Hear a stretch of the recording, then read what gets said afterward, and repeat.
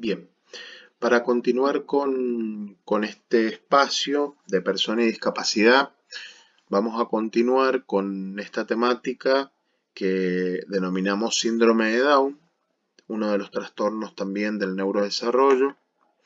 Y vamos a comenzar con un poco de historia, en donde vemos dos precursores muy importantes a la hora de investigar lo que es el síndrome de Down. El primero de ellos fue John Lockdown Down, en donde empezó a establecer las primeras relaciones y las primeras agrupaciones de pacientes por allá por el 1866, con características clínicas muy similares, donde fue observando diversos nacimientos en esa época y fue analizando y haciendo algunos registros clínicos. Ya después, pasados muchos años, por el 1958, Jerome Lejeune descubre una de las causas, y una de las principales causas del síndrome de Down, que es la existencia del tercer cromosoma en el par 21. Entonces, tenemos que definir un poco qué es lo que es el síndrome de Down. Ustedes han tenido un primer acercamiento a todo esto de lo que es genética, lo que es neurodesarrollo, ¿sí? Con el profesor Gómez, si bien no vamos a profundizar, pero vamos a hacer una pequeña referencia. El síndrome de Down podemos decir que es una alteración genética, ¿sí? Esta condición que presentan las personas con discapacidad, no nos olvidemos de eso, es una condición, es una alteración genética que se produce por la presencia de un cromosoma X, de un cromosoma extra, ¿sí? El cromosoma sabemos que es una estructura que contiene el ADN, ¿sí? Este trastorno genético en el cual una persona tiene 47 cromosomas en lugar de tener los 46 usuales. Por ello denominamos también trisomía del par 21. Se conoce también al síndrome de Down como trisomía del par 21. Obviamente, esta copia extra, este adicional dentro de este par 21, va a alterar el desarrollo armónico, normal, convencional del cuerpo y obviamente el cerebro. Y va a ocasionar diversas alteraciones, tanto físicas como mentales en el bebé con estas características. Entonces el síndrome de Down se presentan tres tipos. A nivel genético, uno de los menos que se presentan con menos frecuencia es el mosaicismo, el tipo mosaico, en donde hay un cromosoma extra en varias células y aproximadamente hay un 1% en todos los casos. Es uno de los que menos se presenta en la actualidad.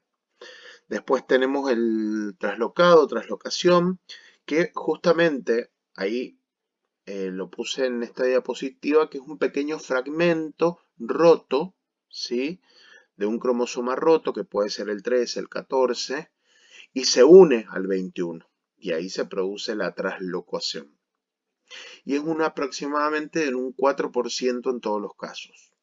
Y el más común de todo, y más frecuente, y más predominante, es la trisomía 21, que es el cromosoma extra en todas las células, aproximadamente el 95% de los casos, ¿sí?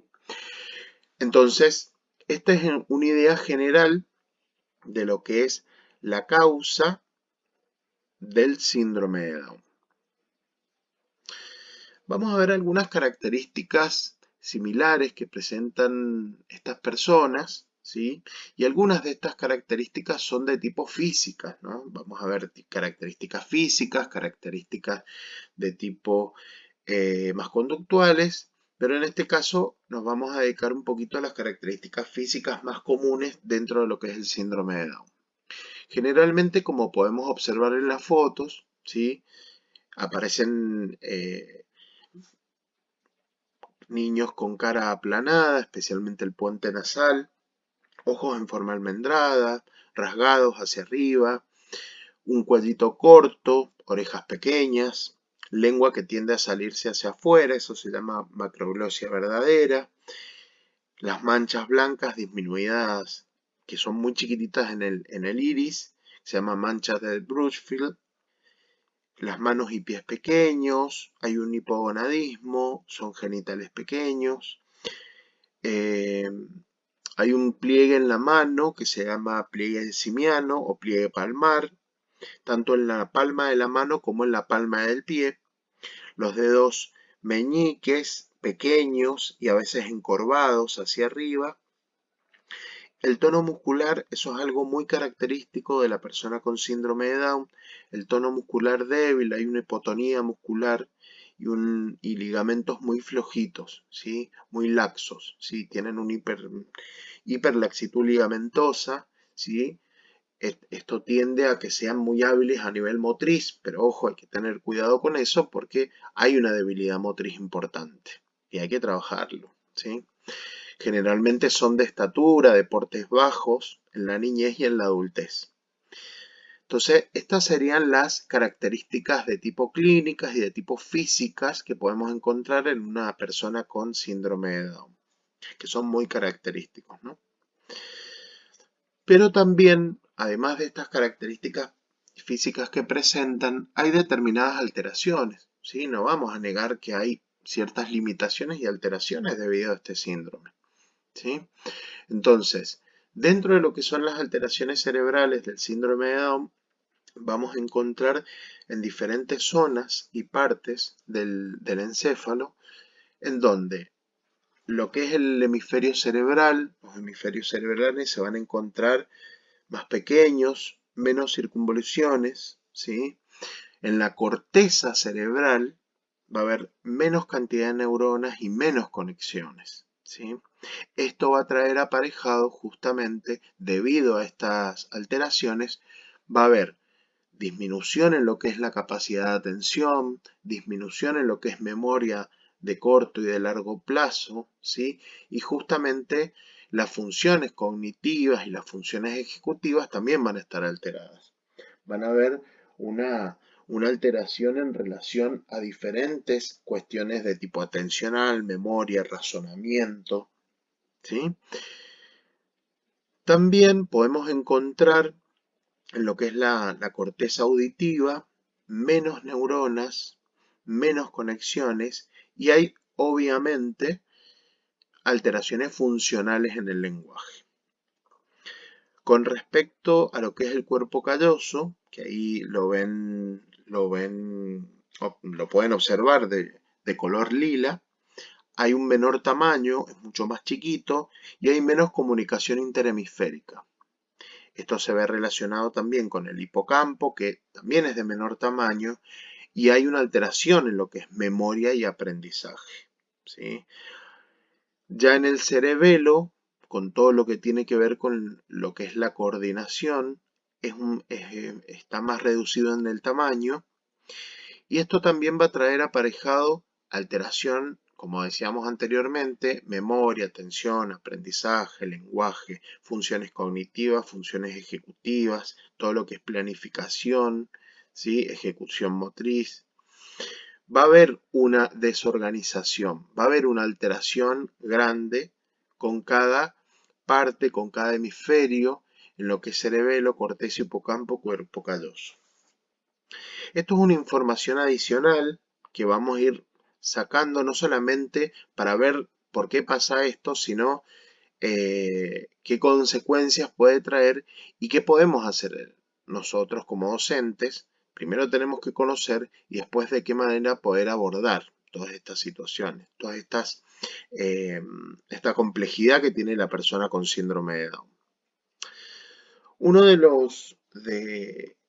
aspectos a tener en cuenta en relación justamente a lo que por ahí nosotros manejamos y trabajamos más, lo que es lo atencional, la percepción y la memoria, justamente para trabajar la atención podemos favorecer la percepción sensorial, el proceso atencional que es fundamental, tanto durante en el desarrollo de una actividad concreta como a lo largo de una sesión de trabajo o de una actividad propia en el aula, ¿sí?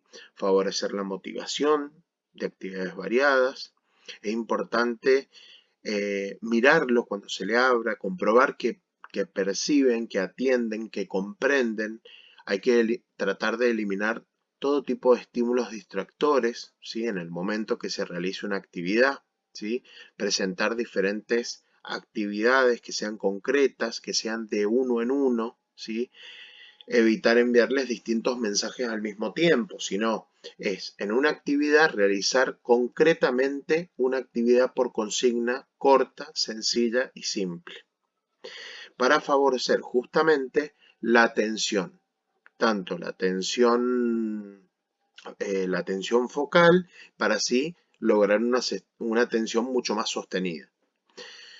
Con respecto a la percepción, que va a ser una percepción borrosa y va a estar alterada, como ya hemos visto, es importante la estimulación debe presentarse siempre que sea posible a través de más de un sentido, ¿sí? No solamente desde lo auditivo, sino combinarlo y conjugarlo desde lo visual.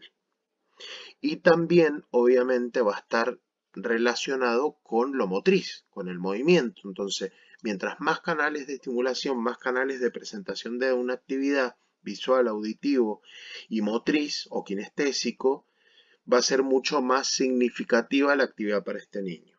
El modelado, el aprendizaje por observación, la práctica de conducta, las actividades con objetos e imágenes son estrategias de aprendizaje muy eficaces, ¿sí? Acá lo que tiene que ver con la repetición es fundamental. Es fundamental. La repetición, mientras que sea consciente, mientras que sea no solamente por meramente repetir, sino que sea significativa para que se logre una actividad, es una buena estrategia. Ya después en lo que es memoria, los mecanismos que utilizamos para trabajar memoria, es importante mantener, primero que nada, la fijación visual. Hay que trabajar mucho lo que es la fijación visual, el seguimiento visual, ¿sí?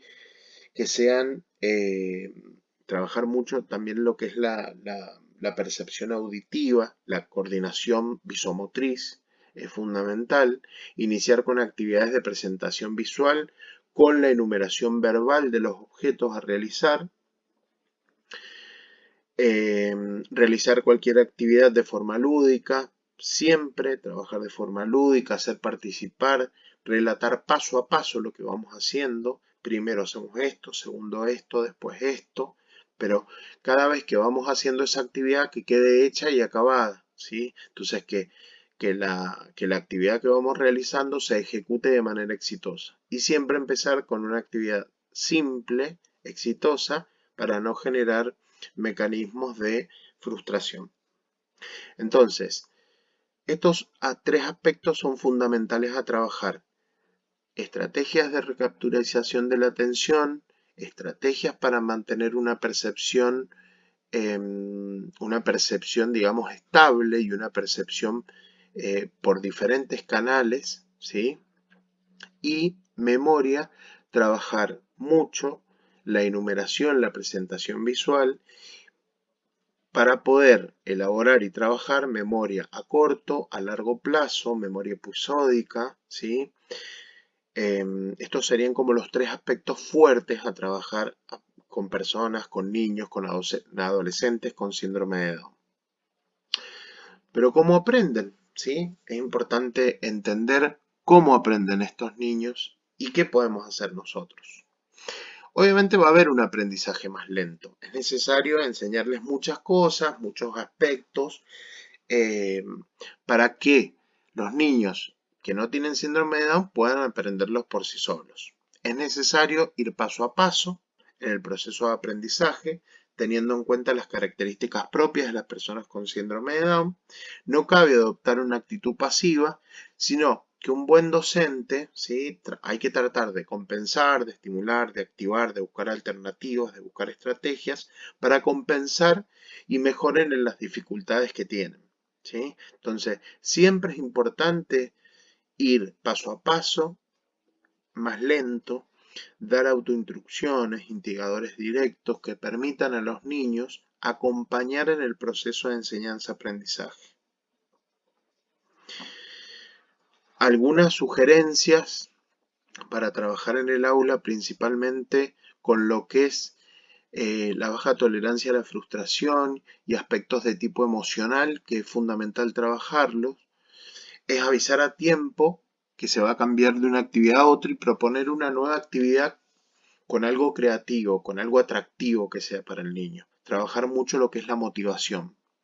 Promover el autocontrol y la reflexión acorde a la capacidad de comprensión, siempre con consignas cortas y directas, ¿sí? Y concretas. Establecer hábitos y rutinas con horarios establecidos, ¿sí? Anticipando todo, promover la anticipación y que esto tenga una información visual, no solamente verbal, ¿sí? Trabajar una información verbal a través de una etiqueta, de un gráfico que le permite establecer estos hábitos y rutinas. Y también para ayudar la regulación y prever que llegue un cambio de tarea. Reforzar siempre la realización de tareas cotidianas, de tareas pequeñas, mediante halagos, mediante un reforzamiento positivo. Implicar en las tareas de casa, ¿sí? de la clase, acorde a la edad, ¿sí? Y así ir sistematizando la responsabilidad en ellos, ¿sí? Ir sistematizando que cada uno cumple una función y que es importante en la casa y que es importante en el curso y que es, ¿sí? ¿Se entiende? Bien, tratar de dar siempre las explicaciones que justifiquen la importancia de la realización de las diferentes tareas, ¿sí? Entonces estos han sido algunos ejemplos y algunas estrategias para trabajar con niños, adolescentes, desde el aspecto más emocional y desde el aspecto de control de frustración, que es fundamental. Pero también, ¿qué necesita un niño, una persona, un adolescente con síndrome de Down? Justamente que le ayuden a prestar atención, a centrar su atención. Que lo impliquen en un trabajo extra en casa, como decíamos recién, con mayor responsabilidad, tanto en la familia y en la escuela, que justamente se provoquen experiencias para transferir lo aprendido, ¿sí? Que sean actividades de tipo más ecológicas y también actividades en situaciones colaborativas, ejercitar la memoria con repeticiones motivadas y con estrategias, que los demás también demuestren gran seguridad en lo que pueden aprender, ayudar a pensar y expresarse antes, durante y después de una actividad. Si es necesario, realizar ajustes razonables, en especial con una adecuada selección de contenidos, de saberes, de competencias, de habilidades, ¿sí? Que los profesores presten atención y se comuniquen con él, ¿sí? Brindarle un acompañamiento, un seguimiento, ¿sí? Que el profe, que la seño, facilite la comunicación con los compañeros, si es necesario. Estos serían algunos aspectos, digamos, a tener en cuenta en relación a las necesidades, ¿sí? A este perfil que necesita la persona con síndrome de Down. Bien, esto ha sido un poquito lo que es una generalidad de lo que es síndrome de Down. Por ahí quiero terminar con esta frase que me parece interesante de Humberto Eco sobre la diversidad, ¿no? Sobre la unidad y la diversidad. Por ahí les vamos a dejar también un poco lo que es material adicional, complementario, que va a dar un poco más de claridad a todos estos conceptos y ustedes las dudas que tengan no se olviden de consultarlos en el foro y cualquier inquietud sepan que estamos para colaborar.